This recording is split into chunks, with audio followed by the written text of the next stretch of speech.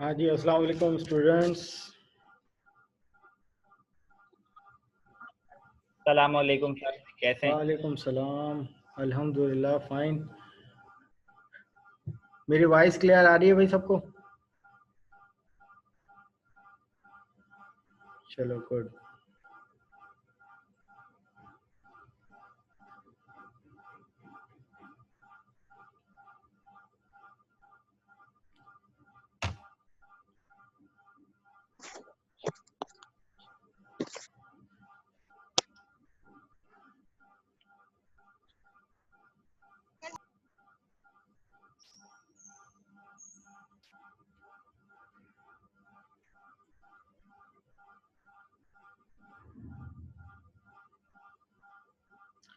अच्छा स्टूडेंट्स, तो last topic जो था वो हमारे पास था प्रॉपर्टीज़ का।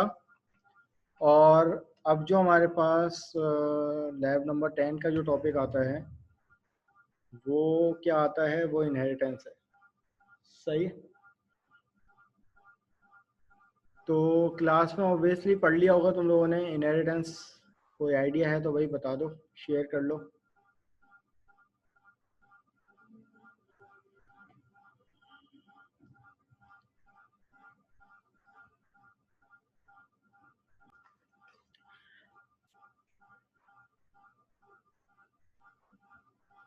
अच्छा, अब मुझे एक्नॉलेज करो, मेरी वॉइस क्लियर आ रही है? Yes sir. गिटार तो नहीं बज रहे? यस सर, सर बज रहे हैं पंखे सर। की आवाज आ रही है, सर पंखे की आवाज आ रही अब है। वो पंखा बंद कर दूंगा ना तो गर्मी से मर जाऊंगा। नहीं नहीं सर, क्लियर है, आपकी वॉइस सही है। मतलब वही सर अली बाबर वाला पंखा है। हाँ, ऊपर बिठा दिया मुझे कहीं न्यू बिल्डिंग में ना, किसी क्लास के अंदर। अच्छा भाई, तो हम लोग बात कर रहे थे वेल कि फुरकान जाहिद कह रहे हैं चाइल्ड पेरेंट्स एट्रीब्यूट और मेथड यूज कर सकता है। इनहेरिटेंस इटसेल्फ कॉन्सेप्ट क्या है भाई? इनहेरिटेंस की बात करो अभी, सिर्फ रियल वर्ल्ड सिनेरियो की। क्या है इनहेरिटेंस का कॉन्सेप्ट? जैसे इनकैप्सुलेशन की हमने बात की थी, उसी तरीके से इनहेरिटेंस की बात करो भाई। क्या कॉन्सेप्ट है इनहेरिटेंस का? शाबाश।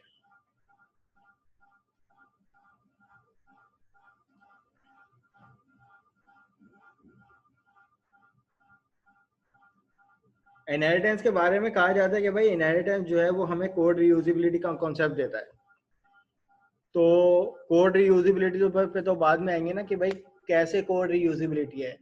हम पहले यहाँ पे बात करेंगे भाई इनहेरिटेंस का कॉन्सेप्ट बेसिकली क्या है सी शार्प में या ऑब्जेक्ट ओरिएंटेड प्रोग्रामिंग में। कि अगर हम लोग रियल वर्ल्ड सिनेरियो पे बात करें तो इसका कॉन्सेप्ट बेसिकली ये होता है कि एक ऐसी क्लास जिसके कुछ एट्रीब्यूट उसके ड्राइव क्लासेस जो है वो यूज कर रहे हैं। मतलब ये है, अगर हम लोग रियल वर्ल्ड सिनेरियो की बात करें तो जैसे फैमिली होती है, सही है। तो फैमिली होने के बाद क्या होता है कि भाई जो बच्चे होते हैं या तो उनके उनकी कुछ खसलतें अब्बा पे जाती हैं और कुछ खसलतें अम्मा पे जाती हैं। ऐसा ही होता है। तो बच्चे क्या कर रहे होते हैं कि कुछ एट्रीब्यूट जो है वो अपने पेरेंट्स यानी फादर से ले रहे होते हैं, कुछ जो है वो अपनी मदर से ले रहे होते हैं। लेकिन अगर देखा जाए तो ये भी इनहेरिटेंस की एक टाइप है। लेकिन जनरली अगर हम लोग इनहेरिटेंस की बात करें कि भाई कोई ऐसी चीज़ जो किसी चीज़ से बिलोंग करती है या उससे ड्राइव करती है और उस बेस की चीज़ को अपने अंदर एक्सेस कर रही होती है। सही है। अच्छा जी, मोहम्मद फैज़ान क्या कह रहे हैं कि सर मल्टीपल ऑब्जेक्ट बना सकते हैं। मल्टीपल ऑब्जेक्ट की भी बात आएगी अभी। सर एक क्लास अपना स्ट्रक्चर और बिहेवियर शेयर करे दूसरी क्लास के साथ, बिल्कुल ये भी कॉन्सेप्ट है इनहेरिटेंस में। तो इनहेरिटेंस की अगर हम लोग डेफिनेशन की बात करते हैं तो उसमें हमें यही मिलता है कि भाई कोई भी चीज़ यानी पेरेंट चाइल्ड रिलेशनशिप की हम लोग बेसिकली बात कर रहे होते हैं। अगर मैं क्लियर वर्डिंग में अगर बात करूं तो भाई जैसे मेरे फादर हैं, सही है, मैं उनसे ड्राइव हुआ हूँ, सही है। तो जाहिर सी बात है मुझ में कुछ एट्रीब्यूट जो है वो मेरे फादर वाले भी हो सकते हैं, सही है। इसी तरीके से मेरी एक और बेस क्लास है जो मेरी मदर है, सही। तो उनके भी कुछ एट्रीब्यूट जो है वो मैं अपने पास जो है वो यूज कर सकता हूँ। तो मैं क्या हूँ, इटसेल्फ एक चाइल्ड क्लास हूँ जो कि बिलोंग करता हूँ दो पेरेंट्स से। ये भी कॉन्सेप्ट आता है किसका, इनहेरिटेंस से।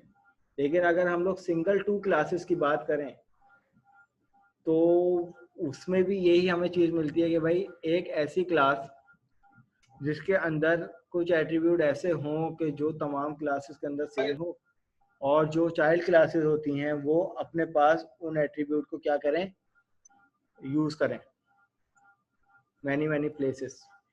लेकिन जरूरी नहीं है कि चाइल्ड क्लास सिर्फ पेरेंट से ही यूज करें, चाइल्ड क्लास के अपने भी सर कुछ, आवाज नहीं आ रही आपकी।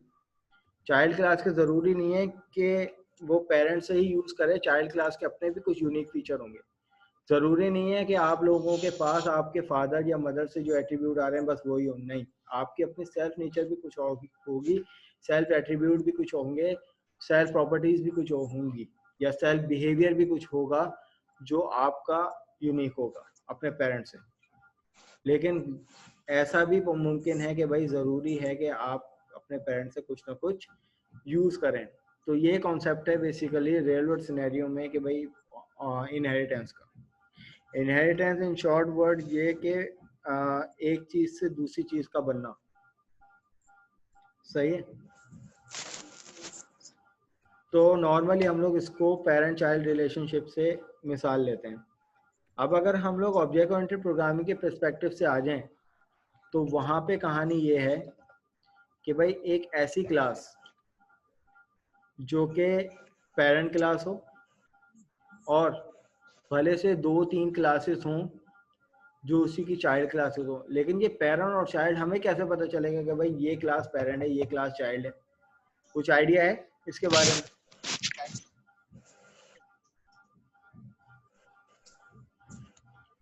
कि हमें कैसे पता चलेगा कि कौन सी क्लास पेरेंट होती है कौन सी क्लास चाइल्ड होती है? तो अब इसकी पेरेंट के साथ एग्जाम्पल हम लोग इस तरीके से लेते हैं। देखो हम लोग इसकी एग्जाम्पल इस तरीके से लेते हैं, ये मेरे पास कंसोल एप्लीकेशन है और ये इसमें जो मेरा मेन सेक्शन है यहाँ ये वो सेक्शन है जहाँ पे तमाम क्लास जो है वो इम्प्लीमेंट करूँगा।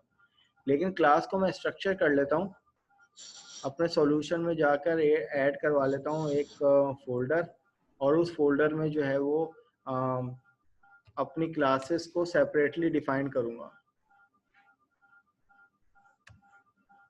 और इस फोल्डर के अंदर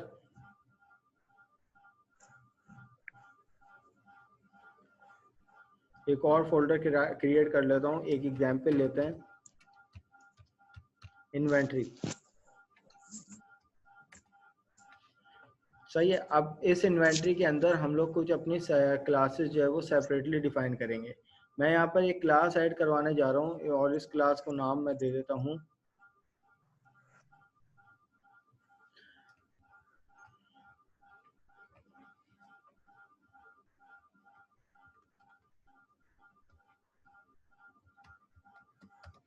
हार्डवेयर। ये एक क्लास मैंने बना ली, इसका नाम है हार्डवेयर। ठीक है। इसी तरीके से ये इन्वेंटरी के फोल्डर में जाके मेरी एक क्लास ऐड हो गई। मैं यहाँ पे ऐड करता हूँ एक और क्लास और इस क्लास को नाम दे देता हूँ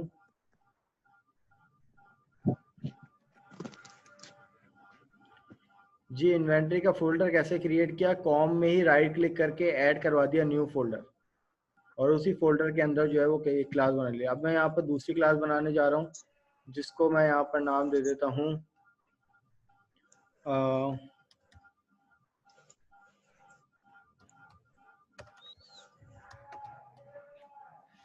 क्लोथ्स। ठीक है, ये एक मेरी क्लास हो गई क्लोथ्स के नाम से। इसी तरीके से मैं यहाँ पर एक और क्लास ऐड करवा लेता हूँ और इस क्लास को नाम दे देता हूँ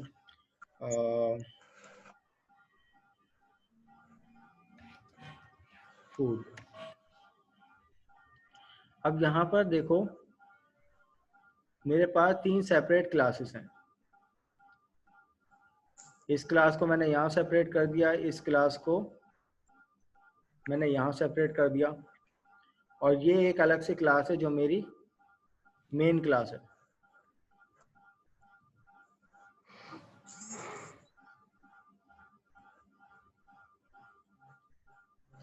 ठीक है भाई, ये वाली कहानी समझ में आ रही है सबको? मैं फिलहाल तौर पर इसको पिन कर देता हूँ, यहाँ से स्किप कर देता हूँ।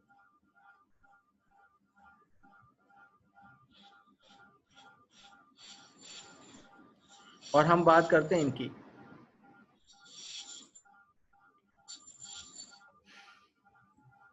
अब यहाँ पर हमने लास्ट क्लास में प्रॉपर्टी का कॉन्सेप्ट पढ़ा था।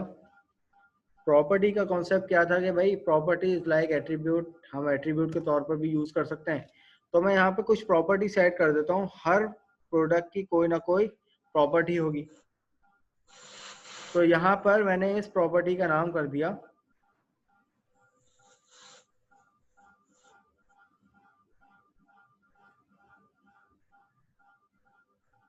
विंडो को सेट कर लें ताकि मसला ना हो। सही है, एक प्रॉपर्टी ये हो गई। मैं यहाँ पर इसको कर देता हूँ पब्लिक स्ट्रिंग, और इस प्रॉपर्टी का नाम कर देता हूँ गालिबन, ये आ गया नेम। इसी तरीके से एक और प्रॉपर्टी बनाता हूँ और इसको मैंने यहाँ पर नाम कर दिया पब्लिक इंटीजर प्राइस। इसी तरीके से इसकी प्रॉपर्टी एक और बना देता हूँ यहाँ पर प्रॉप, और इसमें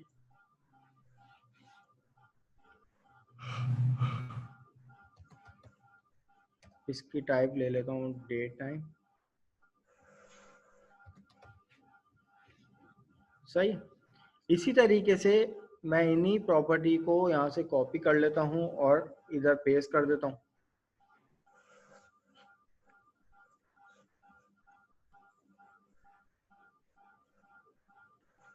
और इधर मैं एक और प्रॉपर्टी बना लेता हूँ पब्लिक हार्डवेयर, पब्लिक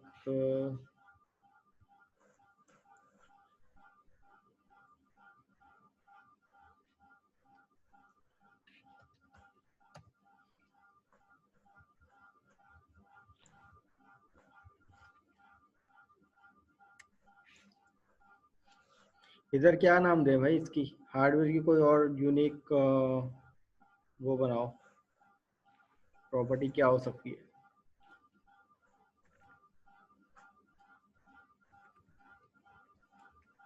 बताओ, सहन में नहीं आ रही मेरे।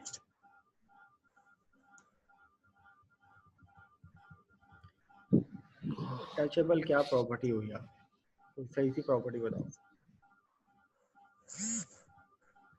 चलो क्वांटिटी कर लेते हैं, इंटीजर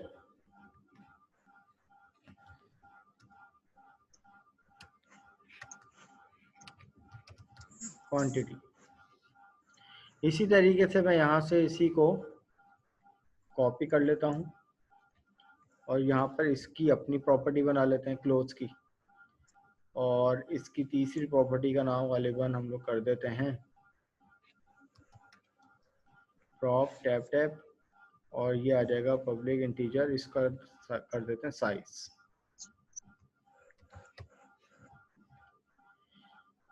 अब क्लास यहाँ पर एक बात का मुझे जवाब दो कि ये 3 सेपरेट क्लासेस हैं, ठीक है?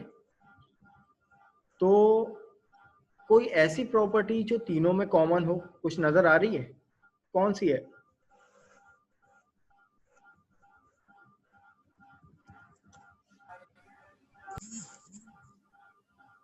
First two name and price, यानी ये दो प्रॉपर्टीज क्या हैं कि जो सेम है तीनों क्लासेस में।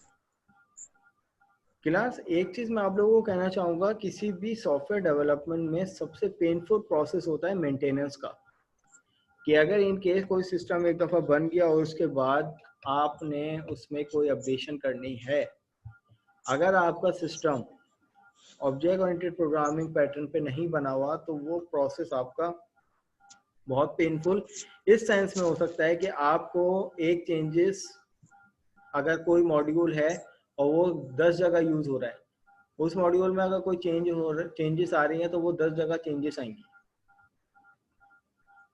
तो आपको उन 10 जगह जो है वो अलग अलग चेंजेस करनी पड़ेगी। अब फॉर एग्जांपल अगर मैं यहाँ पर ये, क्योंकि ये भी प्रोडक्ट है किसी भी इन्वेंट्री मैनेजमेंट सिस्टम की, ये भी एक प्रोडक्ट है, ये भी एक प्रोडक्ट है, सही है। अगर मैं यहाँ पर किसी भी एक प्रोडक्ट को या किसी भी एक एट्रीब्यूट को या तो अपडेट कर देता हूँ, या नेम की जगह मैं यहाँ पर कुछ भी कर देता हूँ, कोई नेम चेंज कर दूं, या इसको स्किप कर दूं, या एडिशनल कोई और प्रॉपर्टी ऐड कर दूं, सही है, जो कॉमन हो तीनों में, तो मुझे क्या करना पड़ेगा कि तीनों जगह अपडेट करना पड़ेगा। यानी अगर फॉर एग्जांपल कल को एक और प्रॉपर्टी कोई आ गई आईडी के नाम से, तो जाहिर सी बात है हार्डवेयर की भी कोई ना कोई आईडी होगी और इसकी भी कोई ना कोई आईडी होगी, ठीक है। तो यहाँ पर अगर हम लोग बात करते हैं प्रॉप टैब और इसकी इंटीजर हम लोग कर देते हैं यहाँ पर आईडी। तो अब कल को हमें क्या करना पड़ेगा कि भाई हर प्रोडक्ट की कोई ना कोई आईडी होगी, तो मैं यहाँ पर इस प्रॉपर्टी को यहाँ से कॉपी पेस्ट करूंगा, एक काम मुझे वहां करना पड़ेगा, एक काम मुझे यहाँ करना पड़ेगा और एक काम मुझे यहाँ करना पड़ेगा। अब 3 प्रॉपर्टीज जो हैं वो हमारे पास जो है वो हर प्रोडक्ट की क्या है, सेम है। तो बजाय मैं ये काम करने के बाद तीनों में जब मुझे एक जगह चेंजेस करनी है तो मुझे तीनों जगह चेंजेस करनी पड़ रही हैं, तो मैं क्यों ना ऐसा काम करूं कि भाई अगर वो क्लासेस जिनमें प्रॉपर्टी सेम चल रही हो, सही है, उनको बाइंड कर दूं किसी एक सिंगल क्लास में, सही है। अगर उसको बाइंड कर दूं किसी एक सिंगल क्लास में, यानी ये 3 प्रॉपर्टी चल रही थी ना, मैं यहाँ से इनको कट कर देता हूँ, सही, और एक और जो है वो प्रॉपर्टी यहाँ पर ऐड कर लेता हूँ, इन्वेंट्री में जाकर एक और क्लास ऐड करवाता हूँ और उस क्लास को एक नाम दे दूंगा। नाम तो वो किसी स्पेसिफिक प्रोडक्ट की होगी, मैं उस क्लास को नाम दे दूंगा प्रोडक्ट।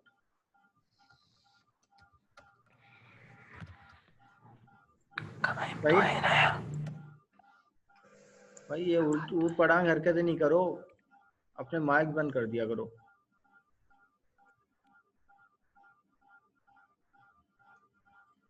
अच्छा, अब यहाँ पर मेरे पास आ गई प्रोडक्ट। तो अब जो मेरे पास सेम जो प्रॉपर्टीज चल रही थी वो मैं क्या कर देता हूँ, इसी में बाइंड कर देता हूँ। मैं यहाँ पे हार्डवेयर से भी इन प्रॉपर्टीज को हटा दूंगा और मैं यहाँ से क्लोथ से भी इस प्रॉपर्टी को हटा दूंगा, और फूड से तो मैं हटा ही चुका हूँ, फूड से मैं हटा चुका हूँ। अब क्लास नोटिस करो कि मैं ऐसा क्या काम करूं कि ये मैंने एक प्रोडक्ट, क्योंकि हमें पता है कि भाई किसी ना किसी प्रोडक्ट की कोई ना कोई आईडी होगी, प्रोडक्ट का कोई ना कोई नेम होगा, उसकी कोई ना कोई प्राइस होगी। हाँ, अब ये फूड है, जाहिर सी बात है ये भी एक प्रोडक्ट है, हार्डवेयर है ये भी एक प्रोडक्ट है, और क्लोथ्स हैं ये भी एक प्रोडक्ट है। तो अगर मुझे इन्हीं कॉमन प्रॉपर्टीज को यूज करना है इन्हीं क्लास के अंदर, तो मैं ऐसा क्या काम करूं, तो पहले ही मैं काम क्या करूंगा कि भाई इसको भी प्रोडक्ट से इनहेरिट करवा दूंगा, और इसी तरीके से इसको भी मैंने इनहेरिट करवा दिया किससे, प्रोडक्ट से, और इसी तरीके से क्लोथ्स को भी मैंने इनहेरिट करवा दिया प्रोडक्ट से। तो अब क्लास इसका मुझे फायदा क्या होना चाहिए आपके हिसाब से, कोई मुझे ऑडियो में बता दे, ये काम मैंने किया ही क्यों है, क्या जरूरत पड़ी है मुझे ये काम करने की। सर हर क्लास में डिफाइन नहीं करना पड़ेगा ना सर, हर तो क्लास अब में इससे एट्रीब्यूट जो है वो सेम। अब इससे मुझे फायदा क्या हुआ है ये काम करने से, हर क्लास में आपको डिफाइन नहीं करना पड़ेगा, ये बस एक बेस क्लास होगी उसके अंदर डिफाइन करेंगे और उस सबको इनहेरिट कर देंगे। अच्छा, अब मुझे अगर मुझे जवाब दो कि अगर मेरे पास program.cs में जाता हूँ और इधर इस क्लास के अंदर program.cs के अंदर मैं अगर फूड की क्लास को कॉल करवाता हूँ और फूड के ऑब्जेक्ट से अगर इन्वोक करूंगा, तो मेरे पास सिर्फ फूड की प्रॉपर्टी आएंगी या प्रोडक्ट की भी उठ के आ रही होंगी। सर प्रोडक्ट की भी आएंगी। तो अब प्रोडक्ट की भी आएंगी सर। अब यहाँ पर मुझे बजाय प्रोडक्ट का ऑब्जेक्ट बनाने के बजाय मैंने क्या कर लिया कि तमाम क्लासेस को, फूड को, हार्डवेयर को, क्लोथ को प्रोडक्ट से इनहेरिट कर दिया। क्यों कर दिया, क्योंकि तीनों में कुछ प्रॉपर्टीज जो थी वो सेम थी। बजाय इसको कि मैं तीनों में अलग अलग प्रॉपर्टी बताता, बनाता और कल को कोई सिस्टम मेरा अपडेट होता तो मेरे लिए एक पेनफुल प्रोसेस होता। इस सेंस में देखो, अब फूड क्या है, फूड मेरा एक प्रोडक्ट है, लेकिन यहाँ पे तो एक्सेस नहीं हो रहा। क्यों नहीं हो रहा? मुझे सबसे पहले यहाँ पर नेम स्पेस देनी पड़ेगी। यूजिंग करने के बाद जो मैंने एक फोल्डर बनाया था कंसोल एप्लीकेशन 1 डॉट करने के बाद कॉम डॉट करने के बाद इन्वेंट्री, ये नेम स्पेस कॉल करनी पड़ेगी, क्योंकि हमें बताना पड़ेगा ना कि भाई क्लास कहाँ है हमारी। तो आप क्या करोगे, मेन में यूजिंग कंसोल एप्लीकेशन 1 डॉट करने के बाद उसके अंदर एक कॉम का फोल्डर है, उसके अंदर एक इन्वेंट्री का फोल्डर है, और इन्वेंट्री के अंदर आप ये फूड की क्लास को एक्सेस करवा सकते हो। फूड, अब मैं यहाँ पे अगर मैं बात करता हूँ कि भाई कोई भी फूड है like pizza equal to new food. अब क्लास यहाँ पर देखो कि जैसे ही मैं पिज्जा का ऑब्जेक्ट कॉल करूंगा तो मुझे कौन कौन से एट्रीब्यूट मिलेंगे। डेट, डेट का मुझे वो एट्रीब्यूट है जो इसका अपना यूनिक है, बाकी इसके यहाँ पर मुझे ये सब एट्रीब्यूट भी मिलेंगे जो कि कहाँ से आ रहे हैं, पेरेंट से उठ के आ रहे हैं। अगर मैं यहाँ पे फॉर एग्जांपल आईडी दे दूँ इक्वल टू 100, इसकी आईडी दे दी, सही है। और इसी तरीके से पिज्ज़ा डॉट करने के बाद यहाँ पे नेम आ गया, तो मैं यहाँ पे कोई भी नेम दे देता हूँ, कोई भी नेम अगर दे देता हूँ, तो यहाँ पर ये देखो कि इससे मुझे फायदा क्या हो रहा है। अगर फॉर एग्जांपल यहाँ पे अगर हार्डवेयर की मैं बात करता हूँ, तो हार्डवेयर में अगर मैं यहाँ पर हैमर ले लूँ इक्वल टू न्यू हार्डवेयर, तो यहाँ पर हैमर करूंगा तो हैमर से मुझे क्या मिलेंगे, आईडी, नेम और प्राइस तीनों में कॉमन था। तो हैमर की भी कोई ना कोई आईडी होगी, क्योंकि एक प्रोडक्ट है, प्रोडक्ट आईडी हैमर का नाम होगा, हो सकता है हैमर हो या कुछ भी हो, प्राइस उसकी होगी, और उसके बाद क्वांटिटी। क्वांटिटी क्या है, ये उसका अपना एक यूनिक फीचर है। तो क्लास नोटिस यहाँ पे ये करो कि भाई इसका मुझे फायदा क्या हुआ है। फायदा मुझे ये हुआ है कि भाई कल को हो सकता है मेरे पास कोई नया प्रोडक्ट आ जाता है, कल को क्या हो जाता है, मेरे पास कोई नया प्रोडक्ट आ जाता है। अब वो प्रोडक्ट हो सकता है कोई भी फर्नीचर हो, फर्नीचर के नाम से हमने दे दिया, फर्नीचर भी एक इन्वेंट्री है ना। अब प्रोडक्ट आ गया, अब वो भी यकीनन उसके पास भी कोई ना कोई आईडी होगी, उसके पास भी कोई ना कोई नेम होगा, कोई ना कोई प्राइस होगी, लेकिन उसका एक अपना भी यूनिक फीचर होगा। तो मुझे क्या करना पड़ेगा, ये और मजीद फीचर उसमें ऐड नहीं करने पड़ेंगे, मैं डायरेक्ट क्या करूंगा, उस न्यू प्रोडक्ट को इनहेरिट करवा दूंगा किससे, प्रोडक्ट से। तो जो कॉमन फीचर होंगे वो ऑटोमेटिकली उसमें आ जाएंगे। तो अब अगर फॉर एग्जांपल कल को मुझे चेंज करनी पड़ती है अपने प्रोडक्ट का कोई ना कोई एट्रीब्यूट, या हो सकता है अगर मुझे यहाँ से अगर आईडी रिमूव करनी है, आईडी का मुझे फीचर जो है वो फॉर एग्जांपल मैंने रिमूव कर दिया, तो अब मुझे मजीद और क्लासेस में ये अपडेशन करने की ज़रूरत नहीं है। मैं सिंपली क्या जाऊंगा, यहाँ पर जो मेरे पास हार्डवेयर की क्लास थी, उस हार्डवेयर यानी हैमर का ऑब्जेक्ट लिया, तो अब यहाँ पे देखो मुझे आईडी जो है वो यहाँ पे एलिमिनेट हो गई। इसका फायदा समझने की कोशिश करो। Maintenance is a painful process किसी भी सिस्टम में। इनहेरिटेंस का कॉन्सेप्ट इसलिए यूज करते हैं कि आप एक ऐसी क्लास बना लो जो कि तमाम क्लासेस में उसके फीचर जो है वो कॉमन हो। यानी प्रोडक्ट की अगर हमने बात की ना, तो प्रोडक्ट क्या है, हमारे चाइल्ड क्लासेस हैं। प्रोडक्ट कोई भी हो सकती है, हमने फूड ले लिया, हमने हार्डवेयर ले लिया, हमने क्लोथ्स ले लिया, हम फर्नीचर ले लेते हैं, तो ये सब क्या है, उस इन्वेंट्री की एक प्रोडक्ट है। लेकिन उन सब में कुछ कॉमन चीजें ये थी कि भाई उसमें नेम था, प्राइस थी, आईडी थी। तो आप क्या करो, जो भी कॉमन फीचर हैं उनको एक पेरेंट क्लास में बाइंड कर लो, और उस पेरेंट क्लास को तमाम क्लासेस से क्या कर लो, इनहेरिट कर लो। उससे आपको फायदा ये होगा कि आप में को अपने सिस्टम में जब कल को अगर कोई अपडेशन हो रही हो, तो आपको सिर्फ एक जगह अपडेशन करना पड़े, चाहे आप अपडेट करो, कोई चीज़ रिमूव करो, तो वो ऑटोमेटिकली इम्प्लीमेंट हो जाएगी वो तमाम अपडेशन आपकी अपनी चाइल्ड क्लासेस में।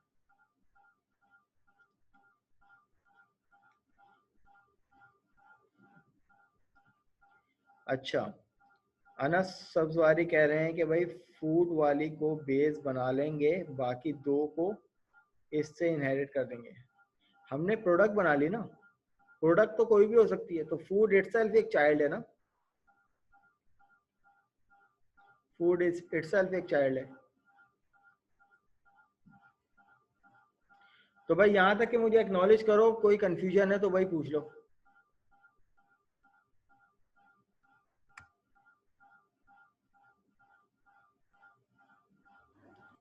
क्लियर है ये चीज? अच्छा, इनहेरिटेंस को हम लोग ग्रुप में भी इम्प्लीमेंट, अभी विंडोज फॉर्म पे भी इम्प्लीमेंट करेंगे। पहले से ये कॉन्सेप्ट समझा रहा हूँ जिसलिए मैं कंसोल पे इम्प्लीमेंट कर रहा हूँ, ठीक है।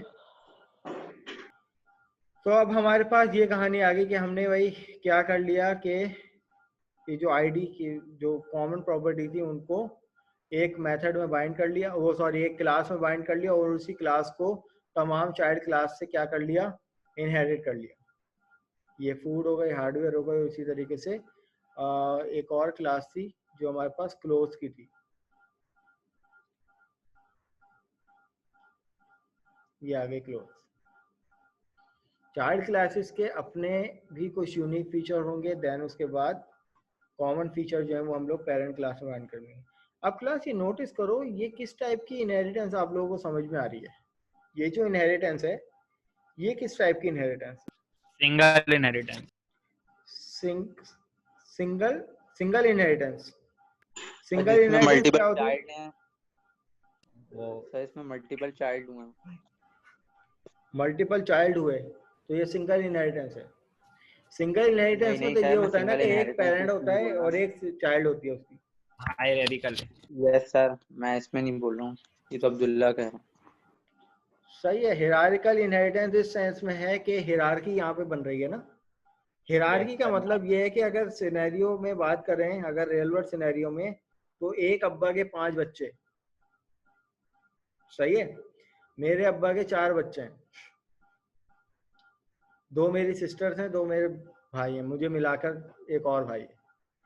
तो मैं भी अब्बा से बिलोंग करता हूँ, मेरे भाई भी अब्बा से बिलोंग करते हैं, मेरी दोनों सिस्टर भी इंडिविजुअल अब्बा से बिलोंग करती हैं, सही है। वो इनहेरिटेंस जिसमें एक पेरेंट हो और उसके मल्टीपल चाइल्ड्स हों, उसी पेरेंट से पेरेंट के मल्टीपल चाइल्ड हों, that is called the first type of inheritance, जिसको हम लोग हिरार्किकल इनहेरिटेंस कहते हैं, ठीक है। सिंगल इनहेरिटेंस वो होती है कि भाई अगर एक चाइल्ड है, एक बेस क्लास है और उसकी एक चाइल्ड हो गई, इसको भी हम लोग हिरार्किकल कह सकते हैं, लेकिन ये हमारे पास सिंगल इनहेरिटेंस में बात आ जाती है, ठीक है। लेकिन यहाँ पर कितनी चाइल्ड बन रही थी अगर इधर देखा जाए? फूड, हार्डवेयर और क्लोथ्स, 3 चाइल्ड थी, जो कि तीनों के पेरेंट कौन थे? एक ही पेरेंट था, विच इज प्रोडक्ट। इसको डबल इनहेरिटेंस भी बोलेंगे, कह लो जो भी अपनी आसानी से कह जाओ, लेकिन इसको हिरार्किकल इनहेरिटेंस कहते हैं, हिरार्की बन रही होती है। ये टीचर आपको स्लाइड में बताएंगी कि भाई हिरार्किकल इनहेरिटेंस क्या होती है, वो आपको एक डायग्राम भी दिखाएंगी कि भाई एक पेरेंट क्लास है और उसी के 3 नोड्स जा रही होंगी जो कि उसी पेरेंट से जुड़ रही होंगी, तो ये भाई हिरार्किकल इनहेरिटेंस। अब क्लास मजीद आगे बढ़ते हैं, कहानी क्या आती है हमारे पास? कहानी ये आती है कि अगर हम लोग कोई और एग्जाम्पल की अगर हम लोग बात करते हैं, फॉर एग्जाम्पल मैं यहाँ पर, चलो इसी को एक्सप्लोर करते हैं।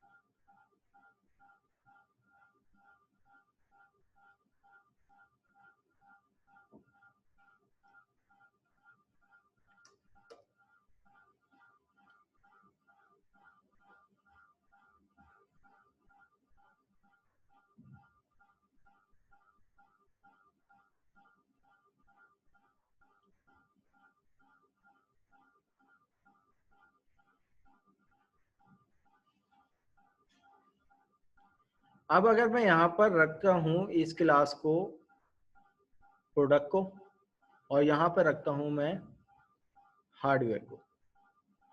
सही है। और आपके सामने है कि भाई ये दो क्लास आपस में क्या हो रही हैं, एक दूसरे से इनहेरिट हो रही हैं। ये आ गई प्रोडक्ट क्लास और ये आ गई हार्डवेयर क्लास।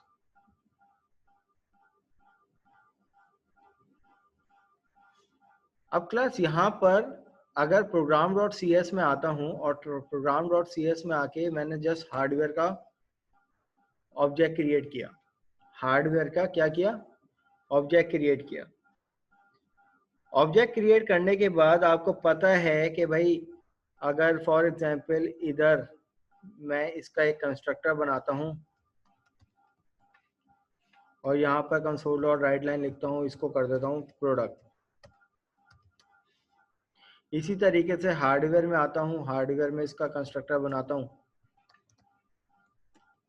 और इधर कर देता हूँ कंसोल डॉट राइट लाइन में हार्डवेयर। तो अब यहाँ पर ऑब्जेक्ट मैंने किसका बनाया हुआ है, हार्डवेयर का बनाया हुआ है। मैं कुछ नहीं करता, इस प्रोग्राम को रन करता हूँ तो ये बात आप सबको पता है कि क्या कहानी होगी, क्या होगा भाई।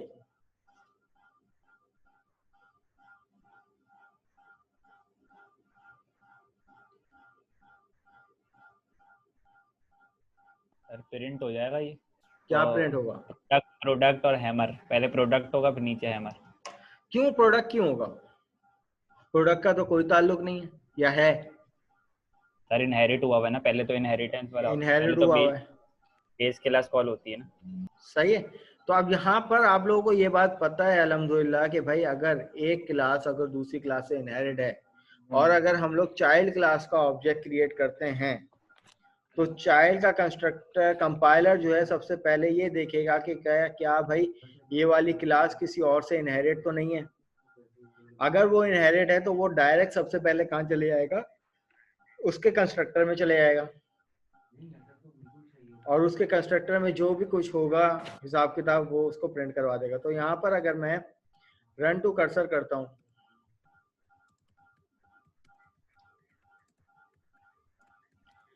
ड्राई रन करते हैं, अब यहाँ पर मेरा कंपाइलर जब इसका ऑब्जेक्ट क्रिएट कर देगा तो ये फिर हमारे पास सबसे पहले क्या प्रिंट करवा रहा है, ये प्रिंट करवा रहा है प्रोडक्ट और फिर उसके बाद हार्डवेयर।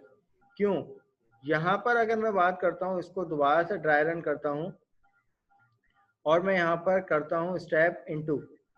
अब स्टेप इनटू करता हूँ तो देखो हार्डवेयर सबसे पहले कंपाइलर ने क्या देखा भाई, ये हार्डवेयर क्लास है, हार्डवेयर के कंस्ट्रक्टर में जाएगा, स्टेप ओवर कंस्ट्रक्टर। सर वो एक सवाल था। जी पूछिए।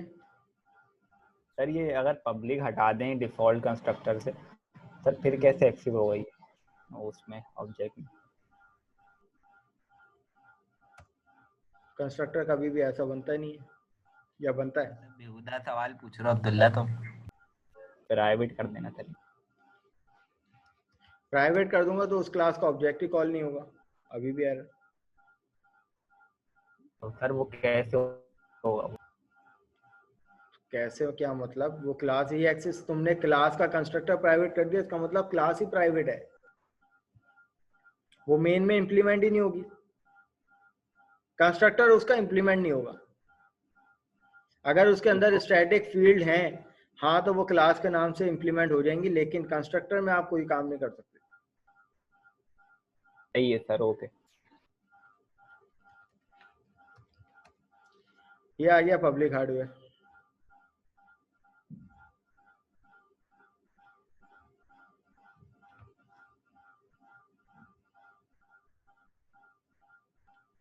तो यहाँ पे आते हैं स्टेप इनटू, फिर स्टेप इनटू।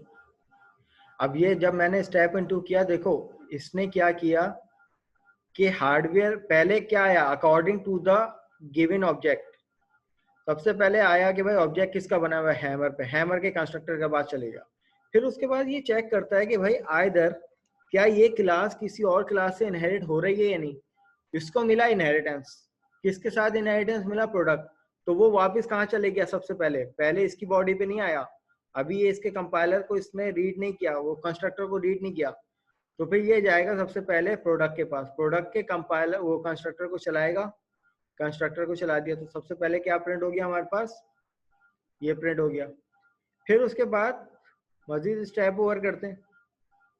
स्टेप ओवर करने के बाद फिर ये चेक करेगा कि क्या कोई और इनहेरिटेंस तो इसको नहीं मिल रही, क्या ये हार्डवेयर किसी और के साथ तो इनहेरिट नहीं है? हाँ भाई, और किसी के साथ इनहेरिट नहीं है, तो वो क्या हो जाएगा? फिर अपने कंस्ट्रक्टर पे आएगा, अपनी बॉडी को चलाएगा और ये हो जाएगा। ये वाली बात तो देखो रिपीट हो रही है, ये बात सबको समझ में आती है। लेकिन क्लास अब कहानी ये है कि अगर पेरेंट क्लास के बाद कोई कंस्ट्रक्टर डिफॉल्ट नहीं है, पेरेंट क्लास के पास कोई कंस्ट्रक्टर डिफॉल्ट नहीं है, एक पैरामीटराइज्ड कंस्ट्रक्टर है, फॉर एग्जांपल इंटीजर है। अब मैंने यहाँ पे क्या कर दिया, दिस डॉट करने के बाद मैंने फौरन कर दिया id इक्वल टू a। सही है। तो अब यहाँ पे देखो मेरे पास हार्डवेयर में क्या आ रहा है? एरर। अब ये मुझे बताओ, 1 मिनट रह गया हमारे पास कि ये एरर क्यों आ रहा है और इसको रिजॉल्व करने का क्या तरीका है।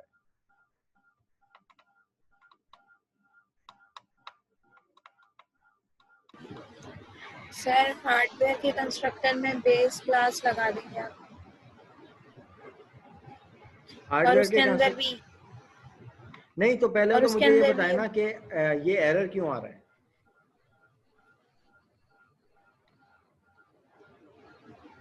सर ये उससे ड्राइव सर हुई वो है ना आर्ग्यूमेंट क्लास, पास नहीं कर पाएंगे आप। तो ड्राइव यहाँ हुई पे है तो तो मैं उसमें भी सेम ऑब्जेक्ट, आर्ग्यूमेंट पास होना चाहिए। ये जरूरी है। सर सबकी मर्जी होती। अच्छा भाई, ये सेशन मेरा एंड होने वाला है, ठीक है? इसके बाद दोबारा ज्वाइन करो नेक्स्ट सेशन में, फिर डिस्कस करते हैं इसको।